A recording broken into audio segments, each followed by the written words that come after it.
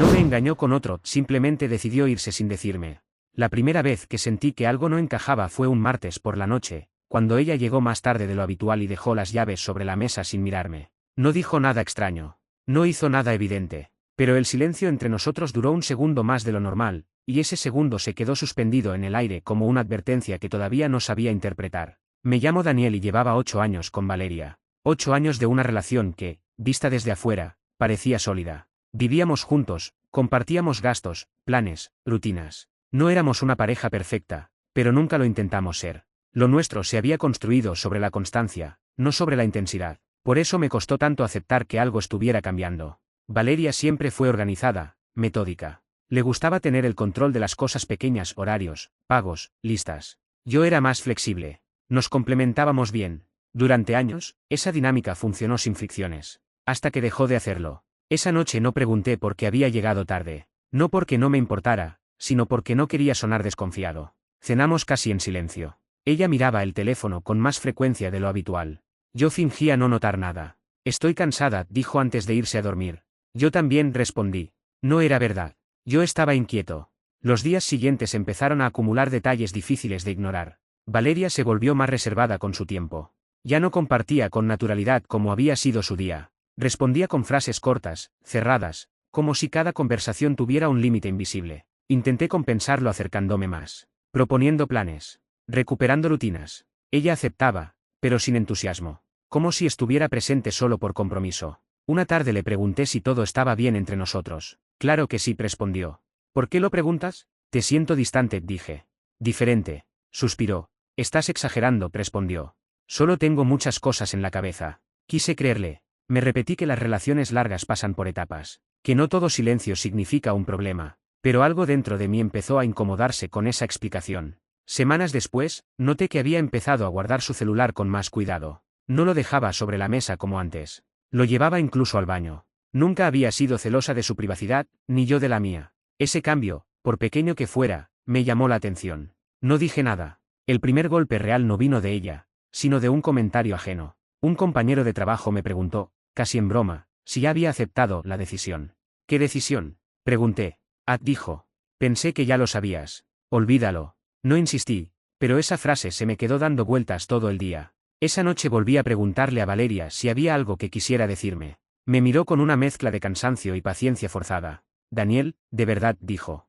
No pasa nada. Confía en mí. Esa fue la primera vez que la palabra confía sonó más como una orden que como una invitación. Empecé a observar con más atención. No para encontrar pruebas, sino para entender. Y lo que vi fue un patrón, decisiones pequeñas tomadas sin mí, conversaciones evitadas, planes que no me incluían de forma explícita. Un viernes encontré unos documentos en su computadora mientras buscaba una factura. No los abrí. Solo vi los títulos. Eran archivos relacionados con un posible traslado laboral. Otra ciudad, otro escenario. Ninguno mencionaba algo compartido. Cerré la computadora con el corazón acelerado. Esa noche casi no dormí. No porque tuviera certezas, sino porque por primera vez acepté algo que llevaba tiempo negando. Valeria estaba avanzando hacia algo en lo que yo no tenía un lugar claro. Los días siguientes confirmaron esa sensación. Empezó a hablar de cambios como si fueran inevitables. De decisiones que a veces hay que tomar aunque duelan. Nunca decía qué decisiones. Nunca decía a quién iban a afectar. Hasta que una noche, sin aviso previo, me dijo: tenemos que hablar. Se sentó frente a mí con una serenidad que me resultó inquietante. No parecía nerviosa. Parecía preparada. He estado pensando mucho, dijo. Y creo que necesitamos replantearnos lo nuestro. No levanté la voz. No interrumpí. Solo escuché. No estoy diciendo que no te quiera, añadió. Pero siento que estoy en un punto distinto al tuyo. ¿Desde cuándo?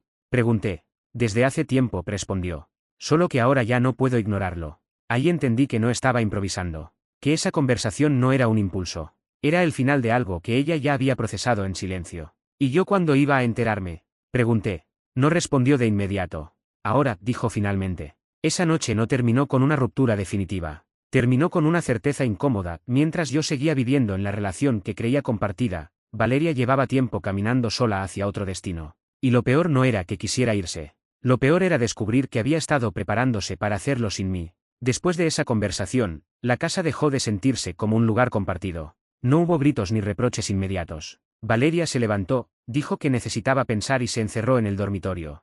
Yo me quedé en la sala, sentado en el mismo lugar durante un largo rato, mirando un punto fijo sin saber exactamente qué estaba procesando primero, si la posibilidad real de una separación o la forma en que esa posibilidad me había sido revelada. Esa noche dormimos separados por primera vez desde que nos mudamos juntos. No fue una decisión explícita. Simplemente ocurrió.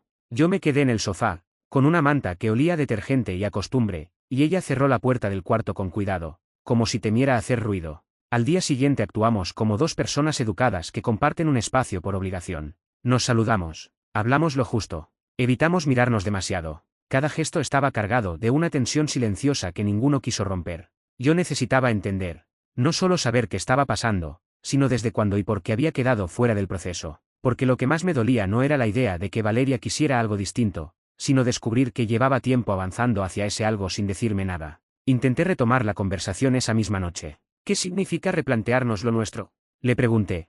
¿Qué estás pensando exactamente? Valeria se sentó frente a mí, cruzó las manos y respiró hondo. Significa que siento que nuestra relación ya no me alcanza, respondió. Que crecimos en direcciones distintas. ¿Y eso lo decidiste sola? Pregunté. No es una decisión, dijo. Es una conclusión. Esa palabra volvió a marcar distancia. Conclusión. Como si hubiera un informe previo, un análisis detallado del que yo no había formado parte. ¿Desde cuándo te sientes así? Insistí. No hay una fecha exacta, respondió. Fue algo gradual. ¿Gradual para quién? Pregunté. Porque para mí esto llegó de golpe. No contestó de inmediato. Miró hacia un costado. No quería lastimarte, dijo finalmente. Pero lo hiciste igual, respondí. Solo que me dejaste sin tiempo para adaptarme. El silencio volvió a ocupar el espacio entre nosotros. Me di cuenta de que Valeria no estaba en esa conversación para discutir.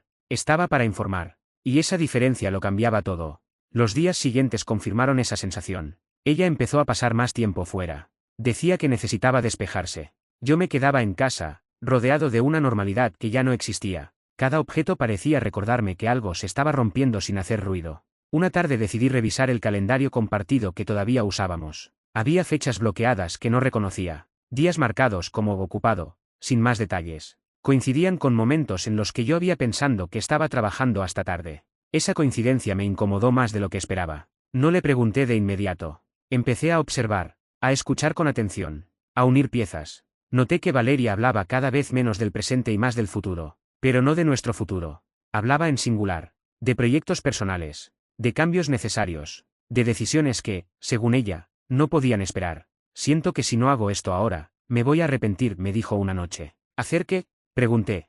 Moverme, respondió. Cambiar. ¿Y yo dónde quedo en todo eso? Pregunté. Me miró con una mezcla de tristeza y determinación. No lo sé, dijo. Y eso es parte del problema. Esa frase me dejó sin palabras. No porque fuera cruel, sino porque era honesta. Y la honestidad tardía también duele. Empecé a entender que Valeria llevaba tiempo reorganizando su vida emocional. Había tomado distancia mental mucho antes de hacerlo físicamente. Yo, en cambio, recién estaba empezando a asimilarlo. Una noche encontré una libreta suya en la mesa. No la abrí de inmediato. No quería cruzar ese límite. Pero la curiosidad terminó ganando. No buscaba secretos, buscaba contexto. Había anotaciones sueltas, pensamientos, frases incompletas. Una de ellas decía, no puedo seguir esperando a que él se dé cuenta. Sentí un nudo en el estómago. Otra decía, tengo que elegir por mí. Cerré la libreta. No seguí leyendo. Ya había entendido lo suficiente. Valeria no me había engañado con otra persona. Me había engañado con una narrativa. Una en la que ella era la única protagonista de su evolución, y yo quedaba como alguien que no había sabido acompañarla, aunque nunca me hubiera dado la oportunidad real de hacerlo. Esa noche no dormí. Pensé en todas las conversaciones en las que había sentido que algo no encajaba, en las veces que había confiado en sus «todo está bien», en cómo había confundido calma con estabilidad. Al día siguiente tomé una decisión interna, no iba a seguir sosteniendo una relación en la que yo solo estaba presente por inercia. Si Valeria ya estaba en otro punto, necesitaba saberlo con claridad, sin eufemismos ni frases suaves. La confronté esa misma tarde. Necesito que seas honesta conmigo, le dije. No cuidadosa, honesta. Valeria se sentó frente a mí. Lo estoy siendo, respondió. No del todo, dije. ¿Estás planeando irte? No contestó de inmediato. Ese silencio fue suficiente. Sí, dijo finalmente.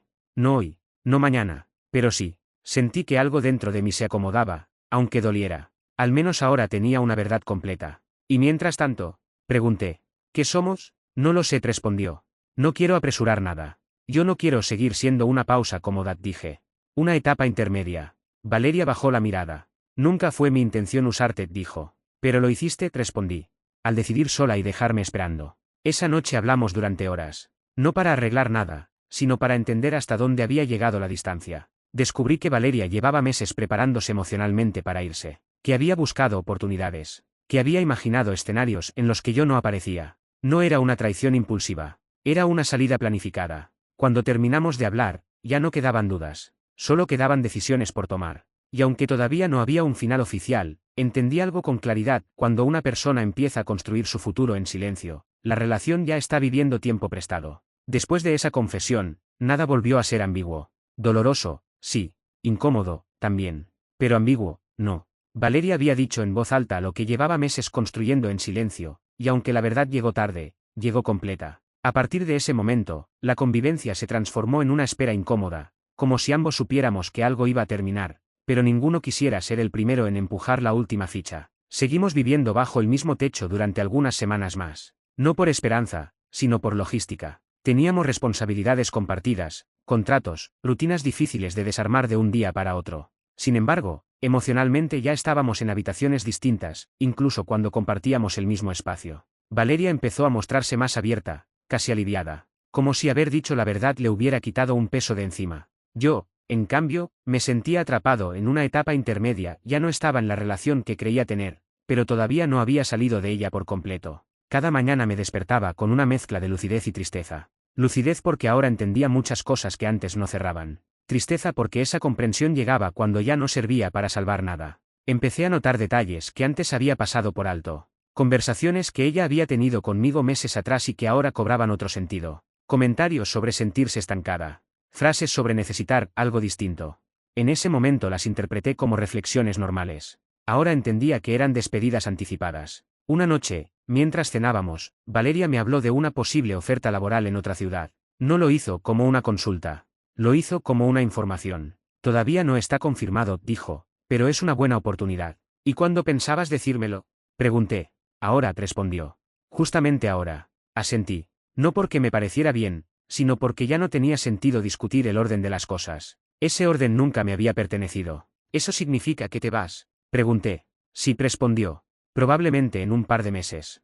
No hubo dramatismo. No hubo lágrimas. Solo una constatación fría de algo que ya estaba en marcha. Esa noche salí a caminar solo. Necesitaba mover el cuerpo para que la cabeza no me explotara. Caminé durante horas, repasando mentalmente toda la relación. No con nostalgia, sino con una especie de revisión honesta. Quería entender en qué momento dejamos de construir juntos y empezamos a vivir en paralelo. Me di cuenta de algo incómodo: yo había confiado tanto en la estabilidad que dejé de hacer preguntas incómodas. No por desinterés, sino por miedo a alterar una calma que creía real. Valeria, en cambio, había usado esa calma como espacio para tomar distancia sin confrontación. Ninguno fue un villano evidente, pero el resultado fue el mismo: una relación que se vació sin ruido. Con el paso de los días, empecé a hacer mis propios planes. No por revancha, sino por necesidad. Si ella ya estaba proyectándose sola, yo no podía quedarme suspendido en una historia que ya no existía. Hablé con un amigo para mudarme temporalmente. Organicé mis horarios. Empecé a pasar más tiempo fuera de casa.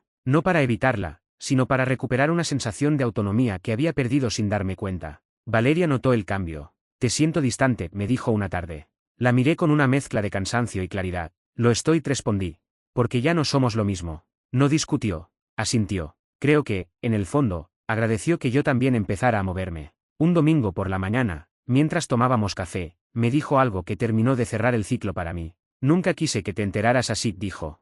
No era mi intención hacerte sentir reemplazable. No me sentí reemplazado, respondí.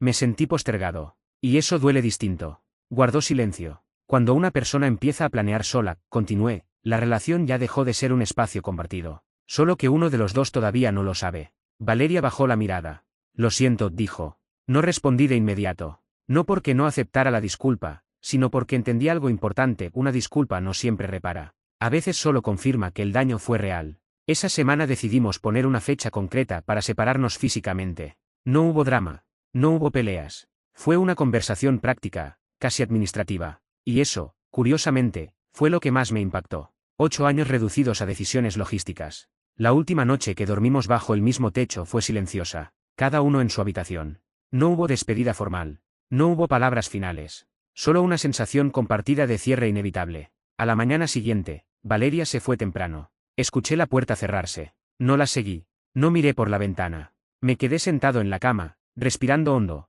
aceptando que algo importante había terminado sin una escena final. Los días siguientes fueron extraños. La casa se sentía más grande, más vacía, pero también más honesta. Ya no había silencios cargados de significados ocultos. Ya no había decisiones tomadas a mis espaldas. Solo estaba yo, enfrentándome a una nueva etapa que no había elegido, pero que ya no podía evitar. Empecé a reconstruirme despacio, no buscando reemplazos, no buscando explicaciones externas, solo recuperando cosas que había dejado de lado: hobbies, amistades, espacios propios. Cada pequeño gesto era una forma de recordarme que mi vida no dependía de alguien que ya había decidido irse. Con el tiempo, la tristeza empezó a transformarse en otra cosa. No en alivio inmediato, sino en una comprensión más madura. Entendí que la traición no siempre es un acto evidente. A veces es una ausencia progresiva de honestidad, un silencio prolongado que deja al otro fuera del proceso. Y también entendí algo sobre mí: no había sido ingenuo por confiar. Había sido leal a una versión de la relación que ya no existía, y eso no me hacía débil.